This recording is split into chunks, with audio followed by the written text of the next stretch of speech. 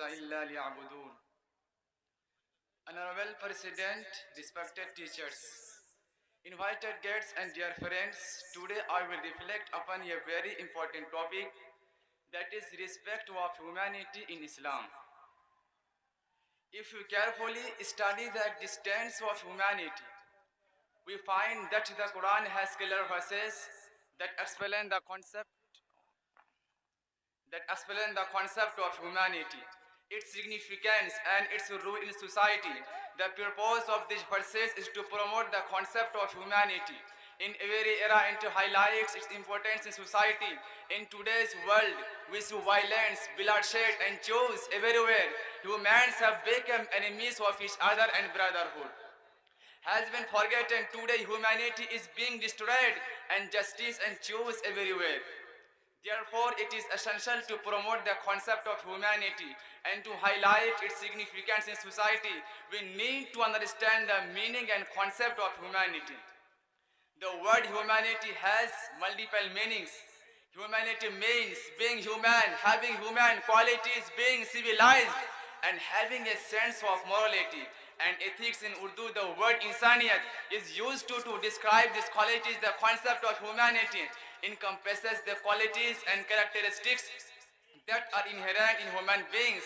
Islam is the flag bearer of humanity, promoting peace, security, love and brotherhood, while eradicating hatred, violence and discrimination. According to the Quran, Allah has created humans in the best of forms. Allah said, لَقَدْ خَلَقْنَا الْإِنسَانَ فِي أَحْسَنِ تَقْوِيمٍ. We have indeed created man in the best of forms.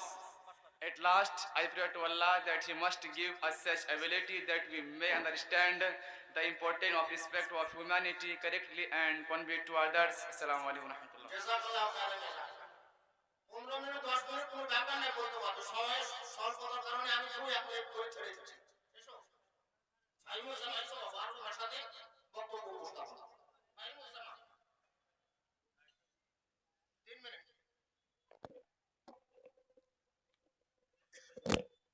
السلام عليكم ورحمة الله وبركاته. إن الحمد لله وحده والصلاة والسلام على من لا نبي بعد. أما بعد فأعوذ بالله الذين آمنوا برسالة النبي صلى الله عليه وسلم ورافقوه في حياته وكانوا من أول من استجابوا لدعوه سواء من الرجال أو النساء.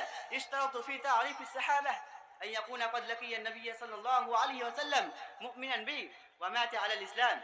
أيها المستمعون الكرام، تعد فضائل الصحابة رضي الله عنهم من أبرز المواضيع في الإسلام، وقد اتفق أهل السنة والجماعة على أن جميع الصحابة عدول، وذلك أن الله زكاهم وأثنى عليهم في آيات كثيرة، وأثنى عليهم النبي صلى الله عليه وسلم في أحاديث كثيرة. الأول فضائل الصحابة رضي الله عنهم في الكتاب.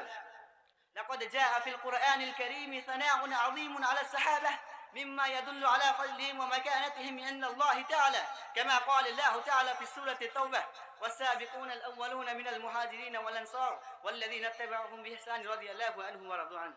أخيرا أدعو الله تعالى أن يوفقنا جميعا لنفهم ما فضائل الصحابة رضي الله عنهم. السلام عليكم ورحمة الله وبركاته. জাযাকাল্লাহু খাইরান জাযা ওয়াসান জাযা সময় স্বল্পতার কারণে দুই মিনিট করে শেষ করে দিচ্ছি ভাই। শামিল আনসার ইয়াদি সাহেব اردو زبان میں اپنی تقریر پیش کرو.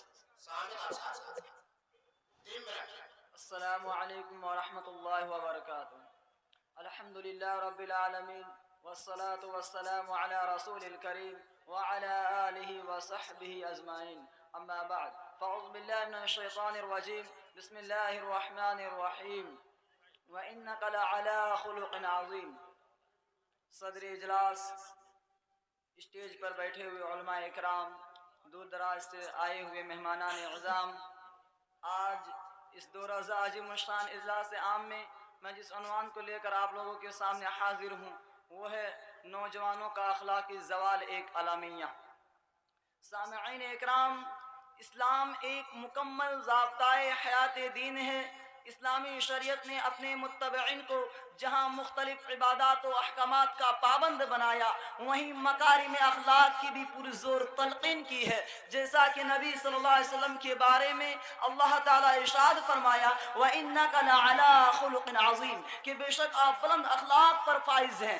اسی طرح اللہ تعالیٰ غیر اخلاقی اور چھچوری حرکتوں کو سخت ناپسند کرتا ہے، جیسا کہ اللہ کے نبی صلی اللہ علیہ وسلم نے ارشاد فرمایا ما شيء اثقل في ميزان المؤمن يوم القيامة من خلق حسن وان الله لا يبغض الفاحش البذيء کہ قیامت کے دن مومن کے میزان میں سب سے وزنی چیز حسن خلق ہے، بے شک اللہ تعالیٰ فاحش گو اور بد زبان کو ناپسند کرتا ہے۔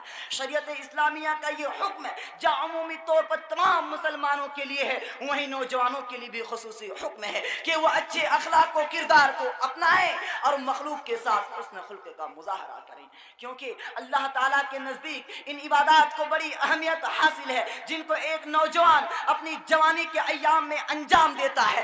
اسی لیے اللہ کے رسول صلی اللہ علیہ وسلم نے ارشاد فرمایا کہ سبعۃ یظلھم اللہ فی ظلہ یوم لا ظل الا ظلہ کہ کل قیامت کے دن عرش الہی کا سایہ جن 7 خوش نصیبوں کو میسر ہوگا ان میں وہ نوجوان بھی ہوگا جس کی جوانی عبادت میں گزری ہو۔ اسی طرح حفصہ بنت سیرین رحمہ اللہ سے مروی ہے کہ وہ فرمایا کرتی تھی یا معاشر الشباب اعملوا فانما العمل فی الشباب، اے نوجوانوں کی جماعت عمل کرو کیونکہ اصل عمل تو جوانی کا ہے۔ وقت کی قلت کی وجہ سے میں یہیں سے اپنے تقریر کا اختتام کرتا ہوں۔ آخر میں اللہ رب العالمین سے دعا ہے کہ اللہ تعالی ہم تمام نوجوانوں کو قرآن و حدیث کے مطابق زندگی بسر کرنے کی توفیق عطا فرما، آمین۔ السلام علیکم ورحمۃ اللہ وبرکاتہ۔